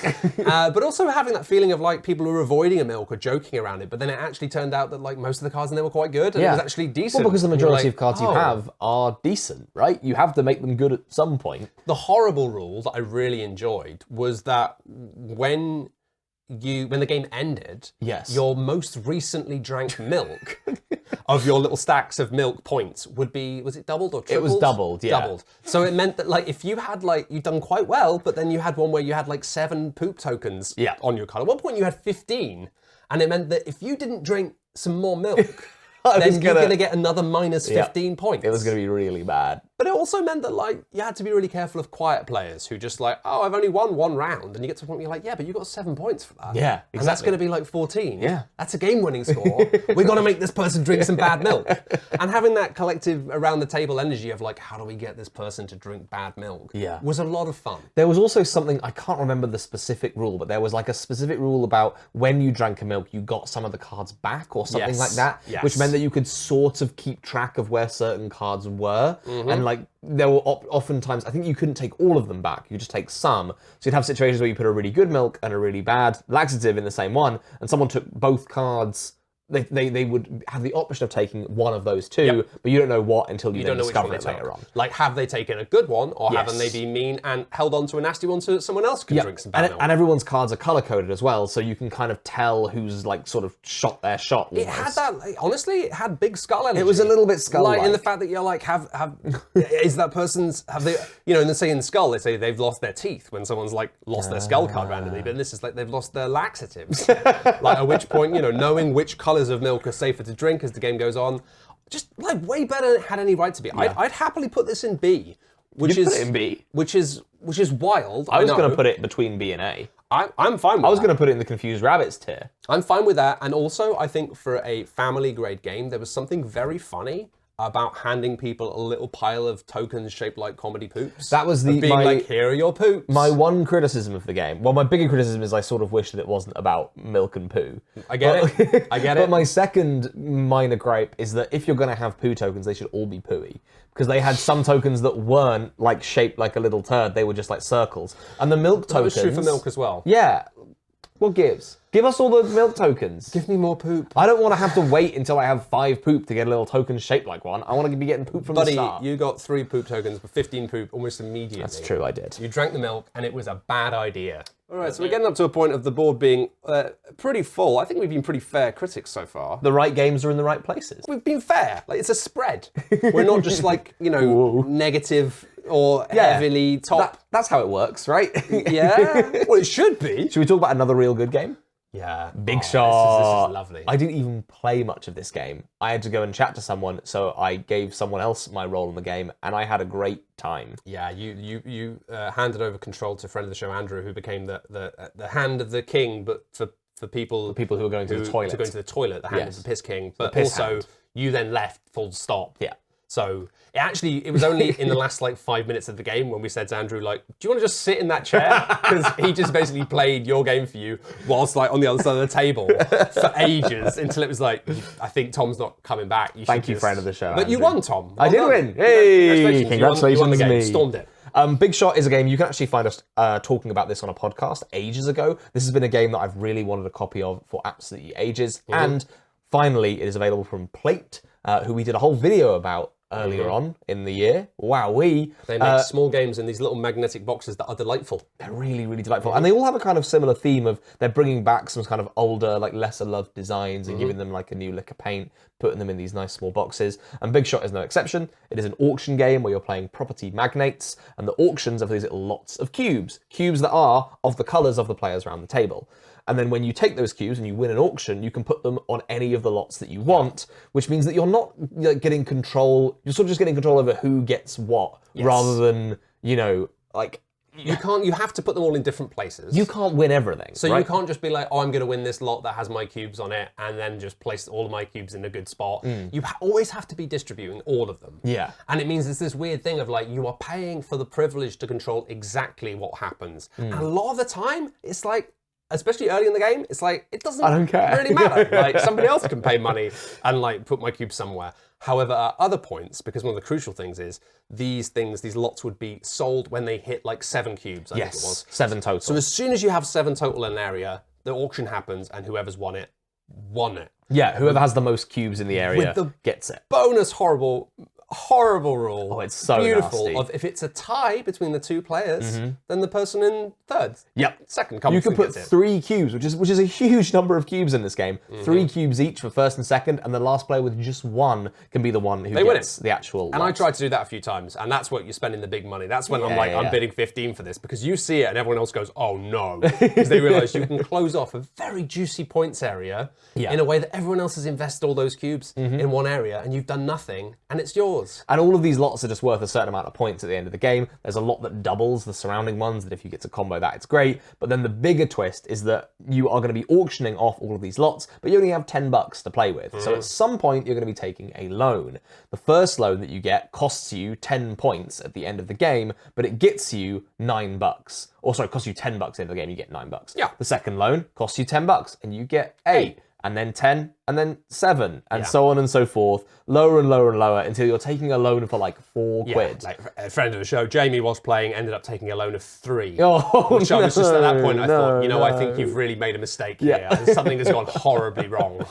And because you only take 1 each round, you end up with a horrible circumstance when people are taking out loans on their turns not to do anything. Yeah, just because they know loans. they're going to need some more money next round, where they're going to have to take out another loan. I think that was Jamie's very first turn of the game was, I'm going to take a loan out and I'm going to pass, just because they knew that at some point they would need the money down the line. Honestly, very simple, very crunchy, like having this like shared control of the space and trying to like work out, like having everything being so open was lovely because you could really start like amping up the bets against people. Yeah. And when someone suddenly went in with like 13 or something, you'd have to be like, what have they seen that I haven't seen? Like, what can they do here? Yeah. Because you're only going to get like maximum like maybe 20 points for winning these things. So sometimes you're like, well, I spent 16 to get like 17? Yeah. That doesn't feel great. But then often there would be something you'd missed. Something someone can do and you're like, oh, help me. Very cool. Yeah, really, really cool game. I'm gonna put it in the S tier. Yeah, I'm happy with that. I'm gonna put it in the S tier. I'm happy because I was like, I like this. And you were like, no, it's mine. I'm keeping it. In a way that I was like, I hadn't realized.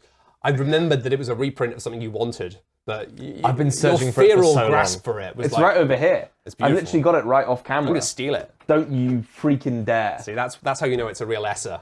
Big shot. Tom, I'm going to ask you to tell me about Night Soil. Night Soil. It's another poop game. There are a lot of poopy games. This is much more gritty poop. Yes, a complex poop game. A difficult This poop is not game. your family fun. No. This comes with a big caveat, which is that I've only played like 1 and a bit rounds of this game, but I think it is fascinating. And I really, really want to get it to the table again. On our little meter, I might put it in A for excitement, as in because I'm just really excited to play it one more time. 100%. Essentially, it is a game where you are playing these kind of workers who are tasked with shoveling poop out of London when there was no plumbing available. You're just having to like literally just hunk around big loads of poop. In a big move wagon, around, in a carting wagon. them around. Oh, I'm in London moving poop around. Yeah. It's basically what our weekly life is like. Yeah, still to this day, they I haven't just figured it out. love doing it. But there's some really fascinating stuff going on in this game that I think I'm not going to get too into detail because I think we'll probably cover this on a podcast. If I Yeah, get you don't it. want to get up to your nose. Yeah, exactly. There's some really funny things you can do in this game. Like one of the things you're doing is you're doing a sort of worker placement phase, and then once you've done your worker placement phase, you then use these cards, which represent your kind of like actual the night soil workers going out into London and doing actually collecting and moving around this poop. And one of the things you can do as one of your actions is you can advertise that you're going to clean a district. You can say this one right here, I'm going to give it a little clean up. But then cleaning it up might not mean taking all the poop and getting rid of it, like putting it into the river, which is where it goes. You just move it into someone else's district. So it's basically like a teenager cleaning their room. Yeah, like exactly. You just push it all under the bed. Yeah, or put it in someone else's bed. Or like you put all the laundry on like. the bed and then it's time for bed, so you put it on the floor and then you wake up and you put it back on the bed. The floor-drobe. Exactly. Exactly. I've cleaned it. I've cleaned the bed. But there's some lovely touches as well where like each of these districts are going to have a certain amount of poop in them, and therefore, or I should use a sort of dignified term, can have a certain amount of night soil within it. Night soil. Which means that you can create blockages quite easily. You can kind of hem in people to make it impossible for them to move stuff around because you've got them all stuck. The great poop wall of London. Exactly. Or maybe you get them to move your stuff because they need to move it so that they can get out of the little enclosure that you've boxed them into. There's some lovely stuff going on where there are these kind of like guilds that you can appease and they'll give you access to certain things. One of them is like if you appease the city watch, then you can cart your night soil out through a different exit to the city. They give you access to a special gate, which changes the puzzle because some people might be thinking, oh, Tom's going to do this, he's going to move this here, therefore I should plan. Nah, I've got a little extra. Secret poop shoot. Exactly. I really want to play this again. I think it's very interactive and kind of nasty, and it has such a bizarre shape to it, and that's why we only played 1 round, because we got to the end of our 1 round, and everyone went, I don't know what's going on. And I've heard from sort of other reports have kind of suggested that it is a little bit like strange. Yeah, I think I've heard mixed things about it, but to be honest, any game that's like odd, interesting, a little bit mean, and is about carting around poop into different parts of London is exactly the kind of game that got me excited about board games all those years ago, being like, what? Yeah. What's this? Yeah, exactly. So even if it does end up being not great, I think my excitement to check that out is that's about right. It's about here. That's about right. Good stuff. Yeah. I'm going to tell you briefly about the White Castle Duel. Yes. Okay, because this is a like head-to-head 2-player two-player only version of the White Castle from Devere, a game that I realized when I was setting up and learning White Castle Duel, I definitely played with you, I think so. and I liked, but I couldn't remember anything about it. Even when I was reading the manual for this new one and playing it, I was like, I don't remember. I definitely played it, but I don't remember. Sure, okay. In a way that was that nebulous, Euro-y. Slightly frightening, was it? I just don't remember. I don't remember. Please. But I like the shape of this game a lot, actually, White Castle Duel. It has a thing whereby it's worker placement, effectively, and every time you place something down, you're going to activate 2 actions either side of it. Right. So you're going to do something and then take those 2 actions, specifically. But what's lovely about it is that you have, at the start of the game, you have like these 6 towers, the 2 of each color, red, black, and white. And you can only place them onto spaces or other towers of a different color until you have in these spaces 3 of each. You know, that's the max. So you got a black token, a white token, and a red kind of corally pink token in one space. Okay. For the rest of the time, you can't do those 2 actions anymore by placing there. Okay. In a way that gets very snippy and very mean quite quickly because you're like, well, I want to do that. What's nice is because all the players have these same tokens, it means you can be quite mean early on and you can be like capping off other pieces and knowing that then they have fewer options in the coming rounds because they've only got like some red and white pieces left. Right, and it means by making it so that there's only red and white tops of these spaces visible, they have to maybe do something that's not ideal because they can't go there until you do something different. Okay. And what's second phase lovely about this? 2 phases of lovely? Yeah, is You're kidding me. you have a halfway point in the game where once you've placed all 6 of your things, halfway point in the game, you flip the first player token, and now the other player is first player for the rest of the game. Right, okay. But it means you get to have 2 turns in a row as a second player. Oh, yeah, okay. It's like, it's my turn, and now we flip it, it's me again. Then, for the rest of the game, you're taking these tokens off the board, back onto your board. Oh, I like that a lot. At which point, you know, you're building up these little like card tableaus tucked under the board of every time you activate a red space. I remember that from So that's OG the same White thing Castle. of like, yeah. you get all of those bonuses each time you do it. But what's nice is when you're bringing them back, it's a free-for-all. Yeah. Which means you could just take all the red ones if you're able to. Right. And just keep activating the red power again and again and again. Sure. If a player's like built out that thing in a way that was like, I like the shape of it. And I like the way that you'd think that like one player would end up like taking all of one color if they can, but in a way you're so keen in a 2-player game to stop the other player from doing something too good that you kind of end up with a fairly even distribution of them back where you're like, well, I'm not letting you have that, even though it's not that great for me. That's great. And then also like, you know, you could move around the actions and stuff. It had a nice thing of like getting tokens to move the positions of the actions around, which early game felt like not that much of a point, but when you were more restricted, because in the late game, you're like, oh, like, it's not me choosing the actions by placing a token there. It's me choosing the action by taking a token back, which means if you had a distribution where like there aren't any tokens there, then it's like, well, you're just no one's creek. doing that action. Okay, right. Because like, and you're like, ah! It was crunchy. It was nice. Again, I think like the original White Castle, it maybe wasn't like super memorable. Right. But as a head-to-head Euro thing, I really liked it. I would say there was like a really bad printing error in it. Oh no. I know. It's like one of those things where the cards you tuck under the board. Oh, you said this. The images were upside down, and I don't know how that happened or why that happened, but like it looks real dumb. Oh no. When you've got like the anvils and you're sliding it and it's Upside like, down, and the anvils are all upside down, and there's nothing you can do about it. It's just like in a way that was like, okay, easy fix. I liked it. I think that like actually like I'd put it like AB if I'm honest. If we're talking about how excited you are to play it again, I really would like to play it again. put it at an 8. I think treat that- yourself to an 8 here. I think that like again, I think it's interesting because lots of people I think look at these duel games and go, oh, what's the point? It's like but having like a chunky, toothy Euro game that's in a box this big, yeah. like that's pretty good. Especially when it's like, when are you realistically like? How often are you going to play a game like that with 4 people? Right, sure. Like you know, it's more likely for me, especially that I would sit and have a head-to-head Sunday afternoon with just one person. So I'm kind of up for that. The weird thing with these ones specifically from Devere, because I'm very much on board with the duel games as well. Like the trend of like having things that are just 2-player only versions. Like Splendor Duel especially is like Splendor but only 2-player, and it's very different in a way as well. Like it really leverages the fact that it's just for 2 players. The weird thing with the Devere 2-player only things is like the White Castle's already a pretty tiny box. Yep. And so turning it into the Duel game is like, you're not really saving on space. No, I suppose. But it's whether they, and by the sounds of things, mechanically they have leverage. There was some real toothy stuff in there. Like knowing you're going to play it. The whole like end game scoring was based on like locking down certain positions. Sure. And the fact that like for each of these sections on the board, like you can only have 2 tokens and they could both be 1 players, created some really mean decisions of people realizing that they'd been locked out of making action choices, or locked out of economies, or locked out of scoring in ways that were fascinating. Yeah. It didn't outstay its welcome. I thought it was pretty tight. Great. There's a bunch of typos in the manual, which was annoying, and like there's a mad typo on the card, which is like kind of infuriating. But despite that, I thought it was pretty cool. Great. I'd like to play it again. You want to play it again? Yeah. That's good. Yeah. Tell me about one of these ones I ain't played, son. Please. Let me tell you about 2 games that I thought were pretty okay.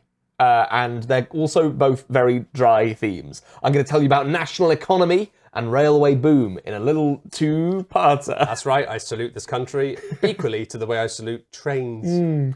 So national economy is fascinating. It's a worker placement game where the cards on the table are the worker placement spaces. So you can, for example, you can go to a farm, which gets you some commercial goods, which are cards that you put in your hand. You could go to somewhere that'll get you to draw a card. I think it was the mines that lets you draw a card, and so on and so forth. But the thing that's interesting is you're putting cards in your hand that you're then playing in front of you to be your own personal worker placement spaces. So for example, that farm that I just mentioned that gets you these commercial goods, you could have that as a card that is only in your tableau, which means only you can access it. Very spicy. Now here's the thing, you're drowning in debt for this entire game. It's one of those. Yeah. You have to pay your workers at the end of every round with money that you probably don't have, which means you need to sell off your worker placement spaces, which then means they become part of the tableau that everyone can use. No, you're being Margaret Thatcher. You're being Margaret Thatcher. You're selling the country off until there's nothing left to sell. And then nothing works. Damn. National economy's got hands. Sorry, that's what happened. It's true. So yeah, national economy is a game where you're doing this kind of like interesting dance of trying to make sure that you get worker placement spaces that are essential for you to use, trying to hold on to them for as long as you can before having to sell them to everyone. It's also a game that is incredibly punishing. I played this with Elaine and Efka of No Pun Included fame, and Elaine had so much debt. It was unbelievable. Like a real country. Like a real, actual country. But the thing that kind of steers me away from necessarily wanting to play this again is that I kind of found what was happening on each turn to be quite an obvious decision. Like we had this situation where, when I was playing it at least, every turn felt quite like predictable. I had a farm that got me these goods that meant I could then build more buildings. And so basically every turn was just building an extra building into my tableau and then making sure I had enough money for my workers and then letting the next person take their go. It was kind of like quite predictable. Well, in an ideal world, government should be boring. So, yes. I ran the most boring government that there ever was. So like when things go into the middle, is it just that they're permanently shared, or can other people buy them up? And they are now permanently shared for everyone. You see, I think I'd like to see something where like something has to go into the market and then other people can buy it. Like I feel like that would be more accurate. This is kind of the thing with national economy, is there were these moments that I thought were like very smart on paper, but then in the play of it, they kind of like fell by the wayside. There's a thing like the actual national economy itself is this little tray of money that basically when players get the option of essentially paying a whole bunch of money to, I guess, just get points. I can't remember exactly, but you can turn a bunch of money into something. I can't remember what. By reducing the national debt? No, you put any money you pay, you put into that national economy tray, but then someone can. Oh no, that was it. Sorry, you don't turn money into points. I just love, because this is like having someone's dad trying to explain the economy to you when you're like 13 and you're like, I don't know, and then you get older and you realize what they were saying was nonsense. Yes, especially. I mean, it is going to be nonsense. I played this this is probably the weakest part of this video, and to the creators of national economy, I apologize. I played it multiple days ago and I was very tired. But you're basically, that's what I remember what it was now. You can basically discard cards to take money out of this kind of shared pot of money that everyone, whenever you pay money, whenever you pay your workers, whenever you pay anything, it goes into that like trough essentially. But it meant there was a weird thing where basically me and my friend like next to each other just locked it down, where we basically made it so there was no money left in it because we were first and second player, and someone else could have wrestled the first player token away from us, but then they would have had to sell off their whole engine and ended up in a nightmare scenario. I don't know. I didn't see it. I had loads of cool ideas. I just didn't love it. Maybe it had a shape we didn't see. I don't know. That's the nature of playing games at cons. But I do kind of want to play it again, so I'm going to put it in B. Is that okay? Seems fair, yeah. Is that all right? 100%. I want to see if there's something in the national economy. Yeah. Railway Boom is a weird one, similarly dry and boring theme about making railways. This one kind of draws you in by looking like a sort of cube rails, like Iberian Gauge or Irish Gauge or that kind of series, because it has this like Other gauges are available. Other gauges are available. Has a nice sort of hex-based board. Has a pretty box. Has a gorgeous box. Art from Ian O'Toole. I-O-T. You like that? Yeah, I like it a lot. That's great. Good, wasn't you should copyright that. Yeah, I'm going to copyright it, Chapel Roan. But you basically, it suckers you in because you think it's going to be a little Cube Rails game, but really, it's a Euro game. Ooh. Very important distinction. Well, I like them. I was feeling a little bit weird about it because I kind of wanted there to be more of that, like, buying stocks and shares in people's companies and being a little bit more interactive. But really, it's just a game about making the railway line and running it efficiently. Is it really a train game unless you can train on someone's trade? No. I think no's a fair response to that, if I'm honest. Okay, yeah, so, but it was just a bit vanilla-y. It was pleasant. I had a nice time playing it. My main problem with it, again, was that thing similar to Recall, where it's like, I just wanted a bit more interaction between players. Like, it has the veneer of, like, train game, and it might just be an expectations thing. If I went into it not expecting a kind of train game, toothy, being nasty to each other, blocking routes, being a bit savage, then maybe I would have gone into this game thinking that it was... Well, I feel like there were some mixed messages with this box. The box made it look like very much like it's another one of these pretty 18xx light games. Yeah. And then the game named Railway Boom does give that, like, you know, those games are all about boom. They are. They're not games where at the end of the game you go, and I got 18 points, and I got 15 points, and you got 17. They're games where it's like, 15 million pounds. You are dead. You are going home in a plastic bag. Yeah. I'm the king. I'm lighting up a cigar I'm the king using of the your freaking trains. Your burning body. That's me now, but with trains. Yeah, and this isn't that. It's not that. It's super, like, kind of like chill, and you're just building out little trains and making a little engine. There's some lovely stuff, because it's also an auction game, mainly. It's a quiet boom, then. Railway, it's a boom. I do want to play it again, and I actually want to give it more coverage on the podcast, because I think it is a kind of fascinating little engine builder. I just feel like I went into it excited for I think this was a hyped game as well. I saw this in lots of people's bags while I was walking around looking into people's bags at Essen. It sounds bad when you say I was just walking around looking at strangers' bags, but they were just carrying them open style. I wasn't like peeking. No. You just see them. You're just like, what they bought? What they got? Can I put this? I might put this in A. I know that seems crazy from what I just said. All right, yeah, but if we're talking about excitement, I really do want to play it again with the expectation that it's going to be like a little engine builder. All right, cool. I'm going to put it there then. We're getting towards the end, Matt. We are. Just 4 games left. We are. Okay, let's talk briefly about Pulitzer. Yeah. Which was another quite hyped game, I got the impression. It was exciting, yeah. And we were really excited to play it. We were. It's a game where you're putting together a newspaper report and you're using a little bit of string to tie together bits of evidence. Yeah. Like what we're doing here, but imagine there was a little Imagine there was string. some sort of connection between these games and not just a load of things. But yeah, you've got some red string, you get to tie it around, and it has a cool mechanic of the fact that you're getting to put these pins on this personal, like, board, and then the string is kind of limited, like you can only like move it as far as you can, and so it makes you think, oh, if I want to go around here, then do I want to then wrap it round to the other side of the board really quickly, but I run out of string towards the end? Yeah. All of this seems really cool. With the immediate caveat I'd say is, like, I thought this game was pretty disappointing because you just don't get to do that much stuff with that board. Yeah. A lot of the game was a worker placement where you were competing to use different spaces on the board.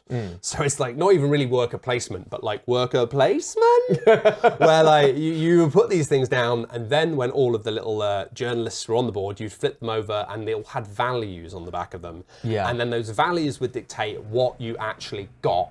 And in some cases, they would dictate whether or not you got to do anything with that part of the board. Yeah, and there was some really nice toothiness to this. Like your reporter, for example, will like go out. You'll always get to report, basically. If you put a worker on a reporting space, you'll get to go and do some reporting. But then you could boost it by having some extra support back in the archives. But if you didn't put a worker that was strong enough on that space, then you just wouldn't get to do that part at all. And that was really interesting. It was setting up for like a game. There were other interesting things as well that I won't go into. There was this like news kiosk at the bottom that had this like area majority thing going on. There was this, you could work overtime and maybe that was going to be really useful, or maybe you were going to get nothing.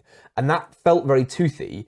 The problem was, I think both of our big problem with this game was that the actual reporting phase was very weak. And not really supported by the rest of the game. You could basically, you draw up some cards, and then those cards would let you know where on this effective like grid on your board could you go to. Yes. So it was almost like the inverse of what you'd expect of a corkboard, where the whole point is everything can go everywhere bunched together. It was a grid. Yes. And so you go, okay, I'm allowed to go to the B column, and I'm allowed to do a cassette piece of evidence, but which could be at the top or could be at the bottom. And it could have been that you put in a really good journalist into that space and then really supported it, so you're going to get to draw 2 cards from each deck or whatever, and you did that, but then it might still be that you couldn't do anything that useful. Yeah, exactly. Which was kind of frustrating people when, at the end of the game, you had to have pinned 5 of a certain number of pieces that you got given on a special secret card. Yeah. Otherwise, you just didn't get any points. Yeah, for that side of thing being so restrictive that you need to pin certain types of evidence, to then have a system of actually getting that evidence that's very, like, it wasn't totally random, because you could kind of, like, put the odds in your favor, but it felt quite dissatisfying. And also, yeah, you're right. I want to play with the string more. Like, I want to be moving it around. These things, they were big, and they all came with, like, cardboard easels, so they could sit in front of you, and there was no real reason for that. It wasn't like there was any hidden information, really. No, it was just, they took up less space, I guess, when they were vertical. But the problem with that is it then meant that, like, you couldn't see the board very well, because you had this giant easel with a string on it. And then it meant, like, more often than not, you had that thing of, like, is it my go? Because you often wouldn't see people doing things because the board was behind a wall. And I don't know, I was very frustrated with it, especially I enjoyed a lot of the ideas, and the idea of bidding on these things was lovely, but it did end up with, like, feel bad moments where, like, I bid pretty highly here, and I used all of my good workers in those spaces, but then if someone else just did slightly better, then you got nothing. My frustration was more that, like, on the second turn of the game, I put my all into doing, I basically spent the first round not reporting at all, so that in the second round, I could put everything into, like, I'm going to start really strong. Guaranteed. Yeah, and it wasn't. And I did the same thing. The first round I went all in on it, and then I got nothing from it. Yeah, I got some really disappointing bits of evidence that actually didn't really make for anything. Like, they didn't guide me towards, and they would have got me some endgame points, sure, but that hard restriction of you must have 5 bits of evidence if you want to be even in the running to win. I think a nice thing, it made me realize a nice thing about worker placement games is, like, you can tell how hard people are gunning to do certain things by the order in which they put their tokens there. So if someone immediately goes farm, then you're like, all right, I got it. If I want these, I'm going to have to be quick off the mark with this. Maybe I should try and be first player, etc. But in this, like, people going for things quickly didn't really mean anything because of the fact that, like, maybe it was a very low value worker. And again, it's an interesting idea in principle, but fundamentally it was too many ideas. I almost feel like it's 2 kind of fascinating games. Like, that worker placement I think is kind of interesting. The, like, blind bidding for spaces, I think it could be really strong. Yeah. But then combined with this, like, puzzle of plotting out your board that wasn't really a puzzle. No. It was just sort of a roll of the dice as if you got the right evidence. It was a bunch of fun ideas that didn't really hang together. And honestly, I was I mean, I don't want to sound like I'm salty about this, because I'm not, but it's the first time in a while where I had a full round, the full first round of the game. I placed my workers in a way that meant, like, I got nothing. Nothing happened. We went through every section of the board, and I'd spent quite a lot of money and done like that. You were really blocked out. And nothing happened. Like, I literally, everyone else got things or had something happen, and I was like, 0 progress in a way that I was like, that's kind of wild, especially for somebody who plays in the space in Eurogames, and I'm happy with not doing well. Yeah. Usually, like, I'm not doing great, but at least something happened. Yeah. In a way that I just thought, that doesn't feel right. For an 8-round game, and missing out on basically a whole round is... It's just like, well, I think that I'm going to put this in C. Yeah, because honestly, like, I had an interesting time with it. It was really interesting ideas. I personally wouldn't really be interested in playing it again that much. Yeah. I think that I really want to see where the designer or where the publisher goes next, because I think that a lot of the ideas there are really strong. Especially the component, that core component was delightful. I just sort of wish that the way of getting the evidence was a bit more predictable so that people could play with that rather than it being an entirely Honestly, solo thing. I think a lot of the time when we talk about games and components, sometimes I think people think we're being kind of hypocritical because we're like, oh, you didn't like this game because it had big plastic things in it, but you like this game, it has big plastic things in it. It's about like, does it fit? The plastic isn't the problem, it's whether or not you're using it. Yeah. Like, a lot of time in games you have these big miniatures that you just go, aha, and then that's it. They just sort of it's sit just there. there. Whereas like with this, it's like, I don't have a problem with a game having these big, heavy foam board things and pins and strings, but let me play with it. Yeah. Let me do something with it. Yeah. The fact that it was something that occasionally you got to do once, maybe twice at the end of a round, and it's just there the rest of the time, it's not the right balance for me. For me, nah, thank you. Do you want to tell me about Sanctuary, please? Yeah. Because there's a picture of a draft that you drew, and it's really lovely. Thanks. Sanctuary is the next game in the Ark Nova-iverse. Oh, the Ark Nova-verse. It's Ark Nova with tiles this time around. I played it literally yesterday. And I had a really nice time. Like, I really enjoyed Sanctuary, and I was surprised that I really enjoyed Sanctuary, because it's Ark Nova with tiles, but it's not. It's a little bit different. It's quite a lot simpler. Me and my partner play Ark Nova quite a bit, and we were basically afterwards being like, how is it actually different to Ark Nova other than just being a tile placement game rather than this sort of card game? And we realized, like, you'd forgotten lots of the little systems. When we started thinking about it, it's like, yeah, this game doesn't have any money. It doesn't have any currency at all. Like, it doesn't have... Does it have the coffee track? It doesn't have a coffee track. It doesn't have the break track. It doesn't have those little X's and things like that. Like, they've shaved away so much to make a much simpler game, but one that really, I think, focuses your attention. So basically, it's a game in which you have the same system that was in Ark Nova original style. Making the little map. Making the little map, but also it has the cards. You know, you had those 5 cards, and they were in the little slots, and when you use one, it goes whoop to the lowest one. It's a cool system. Great system, and it's used again, exactly the same. You have these 4 cards, but now, rather than the cards letting you like pull on different systems, like, you know, in Ark Nova, it was like one let you take animals, one let you play animals, one let you, you know, do these special projects. Now it is just do projects, or all the other 3 are just place different kinds of animals.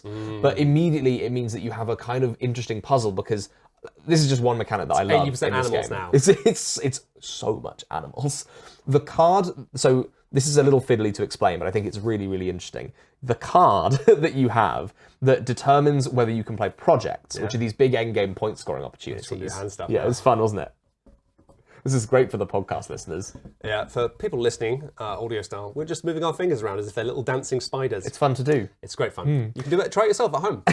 Basically, the card that determines what projects you can play, projects in this game being like sort of end-game scoring tiles that you put in your grid, that card also determines which tiles in the central market you can take. So if your project card is in the 1 slot, you can only take the tile that is in the 1 slot. Right. If it's in the 5, you can go all the way up to 5. Right. But what's interesting is that it creates this immediate problem where when you want to cash in your projects thing to place a big endgame scoring tile that's going to like really lock your strategy into focus, you then immediately hamstring your ability to take anything from the market. And more and more we realized it was a game about timing.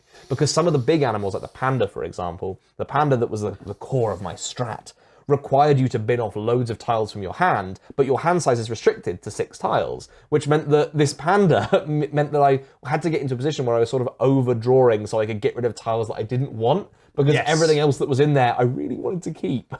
And I just think that it takes Ark Nova and it sort of just sharpens up every single aspect of it.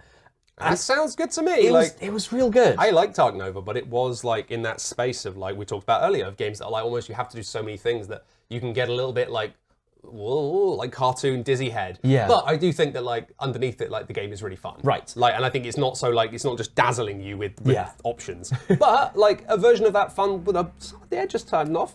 And I think because they've taken all the information off the cards and put them onto these tiles that you physically put on your grid, it means that those tiles can have more fun with like placement, which means that you get an almost like Calico or Cascadia feel to things where like you're really caring about the specific adjacencies and everything, especially because you have to place some next to open areas, which are just useless. It was really pleasant. I was surprised by it way more than I thought I would be. I've taught myself around to putting it in S tier, Matt. Wow. I'm going to put it in S tier. Do it. Treat yourself. S. For Sanctuary. Honestly, like, I love it. That sounds great. And I love that giraffe and that bird. Thanks. And that worm. Yeah, I think it's a worm. Fantastic. And I think that one's meant to be a bear. Which one do you want to end on? I think we should end on Ghostlift. Fantastic. That's what I was thinking as well. I feel like we can talk about river rats for like years because we just found it weirdly fascinating. It was fascinating. River Rats is a game about trying to collectively make a poker hand, like, you know, like the game like The Gang, but not. It's played with a standard 52 card deck, except it's not standard because it's got really cool animals on it. And the theme is that it's like a kind of like Bayou like style like casino boat with rats working on it. Yeah. And effectively you're trying to... The rats are the bosses, but you're like the other animals working on the boat. So there's a really lovely diversity of different animals. And there's also like the like suits of the cards are like kind of lovingly portrayed on some of them. There was like a chef like stirring a pot and like they were the 5 of spades or whatever. And there were loads of like little spades flying out the pot. And it was like, that's cute. Honestly, the art was wonderful. I want the it as a deck theme, of cards. Great. Really nice. And like the idea of the game and the mechanics were really fascinating. It kind of had an energy similar to Regicide. Regicide in a way of like you had to beat these bosses that were like these king rat cards. They have like special abilities. Yeah, and like the way it works is that they'd have these 5 cards available to them, plus another couple of cards that were face down. Secrets. So you know that some of the 52 deck cards are just not going to appear. A small shop of cards that you guys can be taking cards from into your hand, and then you're not allowed to communicate with other players about which cards you have. Yes. And then you have to take it in turns to play a card to your collective hand to try and create a poker hand that's going to beat the one that you hope the boss rat has. Exactly. With an added little wrinkle of the fact that you have these very powerful jokers that you can only get access to if you make a certain hand that the joker will require each round. So they might say, this round you need to make a full house, and if you manage to make a full house and you manage to beat the big rat, you will get a little extra joker that you can use later on to which can be huge, because then you can start making some really like juicy hands. Yes. And also the odds are kind of against you immediately in the fact that, like, as I said, like the bosses you're trying to beat are king cards. And that means that like you can't use that. The king counts as part of that person's hand. And it's almost like whatever hand they build, they have a king high on top of it. So you can be like, oh, they've only got a pair, but they have a pair king high. Can you do better than that? And also, you know, there's that king and the other king, you have to fight after them, 2 kings. It means if you get a king in your hand, it's like, well, this is useless. There's only 2 of them in the deck. It's just not, it's not likely to be that useful. You also have a situation when there's both kings active, it means that by default they have a pair of kings, because that happens once you beat the first of the river rats, you have to beat the second river rat in order to win the game. Brutal. And when you're doing that, both of them are active at the same time, which means they have... So then maybe actually holding the king in your hand and keeping it in your hand is smart, because it stops them from getting 3 of a kind later on. Honestly, like, there's a lot to love with this game. And it got a little fiddly when it got into having, much like with Regicide, every card you play, each of the 4 suits then allows you to activate an ability alongside that if you want. And then each of the characters we had also had like an amped up version of that. So if you played a spade and you were the spade, then you could do a better version of that action. I would say that we found it like quite tricky to get our head around that stuff. Yeah, there was a lot of it, and it's in a very, very, very small manual. A tiny manual in a tiny box, which probably doesn't help. But I felt generally, I think one of the strengths of Regicide is that the powers that those cards have and the way that system works is very clear. Like, it's like, this is this power, but then when you're facing that suit, you can't use that power. Yeah. It's a simple enough system that you can get into it quite quickly. This was a little trickier, and I feel like it wasn't as tight as Regicide. I feel like once we worked out how to do it, we weren't finding it super challenging. We were getting through it at quite a clip as well. And there were little elements as well. There were things that I really liked about it. Like, for example, what you're trying to do is you're ultimately trying to get a certain amount of debt onto these river rats. If you get 5 debt on a river rat, then they're wiped out. And if you manage to get 5 debt across both of them, 10 debt total, then you win. But if you take 5 debt, then you lose. And debt is basically damage points. You start with 1 debt on the table, but you can add to that pot. You can put more damage onto them, so you can make it so the consequences for winning or for losing are a lot higher. The problem was it was tied to a specific suit, wasn't it? Making the debt higher. So you had to play hearts. Yeah, so if you weren't running hearts, you didn't get to interact with that system, and I liked that system. Yeah, it was stuff like that. It was like if you were building a flush of spades, then you're like, but I want to make this worth something. Yeah, and there were some little things. It just felt like it wasn't like completely there, but it had some really fascinating ideas. Yeah, I love the art. The art is delightful. And honestly, I think like, you know, if you've got people who like playing the gang or things like that, it's like it's definitely worth checking out because we had a really fun time with it. Yeah, like, I really enjoyed playing it. I think it's so close to being really like quite special. 100%. It was just a little it's like slightly disappointing because you're like, oh, I thought this could be like electric. And like that's amazing for designers to make something that's almost electric. Yeah. That's really good.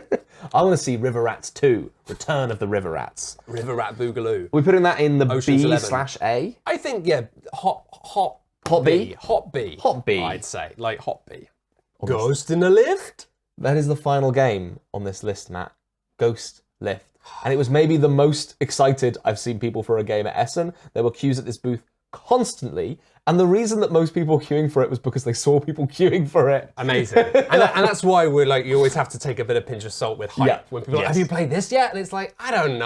I want to play this with you because I think you'll find it delightful. It is a shedding game. You have 6 cards in your hand, and you are trying to get rid of those cards. But the theme is really sweet. You are in a lift, and there are ghosts in the lift, and the ghosts want to get off at certain floors. And so in order to get them out of your hand, you need to go to the floor that they're requesting. If you've got a 6, you need to go to floor 6, and so on and so forth. You play cards into this central little stack. So if there's a 1 on the stack, you can play another, you can play a 2 or a 3 or whatever, or 4, depending on what direction the lift is going. Okay. So currently there's a 5 on the stack, but the lift is going up, so you must play higher than a 5. Ah, okay. I play my 8, but now it has a little down arrow and the lift is going down. There's a lovely little cardboard component that means you slide it to be like going up, going down. It has that thing almost similar to Hot Streak where you want someone to be the lift manager where they're the one that's like doing the little dial. The lift sommelier. But there's some really nasty things that you can do in this game though that I think are delightful. Like, so you can play either the same amount of cards or the same amount plus 1. Which means that you can end in these really interesting ways where you get the lift, like, you can get it to a 9, you can have 2 cards in the lift, you play 2 9s going up, or something like that, and they're like, well, so all that anyone else can play is a 10, but maybe no one's got 3 10s or 2 10s on them. There's a little shared market of cards as well that people are pulling from, and you can kind of keep track of what people are pulling out. Yeah, like of the they market. want to go to floor 6, bad style. Yeah, and you'd be like, let's make sure they can never go there again. These lifts, ghosts are going to be stuck in this lift for all eternity. It has a lovely scoring mechanic as well, which is at the end of the round, if you shed out, then well done. If you do not shed out, then you take a little ghost token for every number of card you have. So if I had a 6, I take a 6 ghost. If I had an 8, I take an 8 ghost. Doesn't matter if you have multiple cards, you just take 1 ghost. That means you've been haunted by that ghost. Right. If you then get haunted by that same ghost again, they go to a spooky green side. Woo! Double haunted. Double haunted. And if you ever get triple haunted, then you lose. It's like and you're the only person. triple fried chips. Triple fried, triple cooked chips. Triple cooked ghosts. Triple haunted ghosts. And for people who aren't completely fluent in trick taking as we are, I think we've spent so much time on holiday in trick taking land that we're just very fluent now, showing off. But shedding out means you've played all of your cards. Yes. Not, I'm going to go to the shed for a bit. Because I feel like shedding out sounds sick. But in my mind, it's like, maybe I'll drill a hole in a piece of wood, stick it to another piece of wood. Yeah.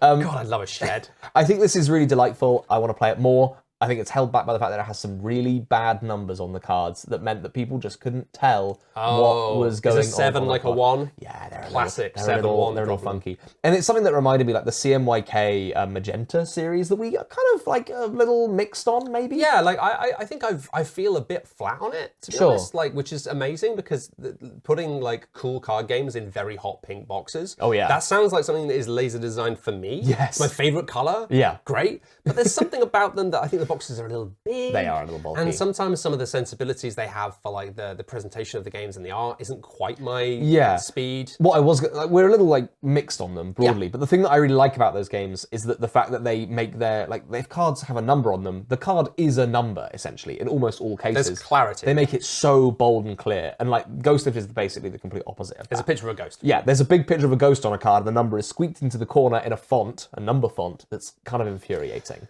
Yeah. I just wish it was a little cleaner. Like just a cleaner font. You don't need the cards to be all numbers. But in a game where numbers matter, you do have the numbers. They have to be very clear. Even with that, I think I'm still going to put it in A tier because I find it kind of delightful. That's fine. Here it goes. You gonna squeeze it in? Oh, a perfect room for it just Ta-da! there. Da-da-da-da-da-da-da. This is sort of like there we go. That's our Essen in a tier list in a beautiful thing. Like I think you're like, oh, more people are going to be like, we haven't played the big chunky games. It's like, yeah, we might not have played all of them, but like, I think in a period of about 3 days, this is a reasonable amount of games to have played. Quite a lot of games, isn't it? And this isn't all the games we played. We played more games than We played more games. It's just that we're not talking about all of them. No, For our own personal reasons. A little secret, maybe. Secret good. Maybe some of them weren't that good. Yeah. Who knows? It's impossible to tell.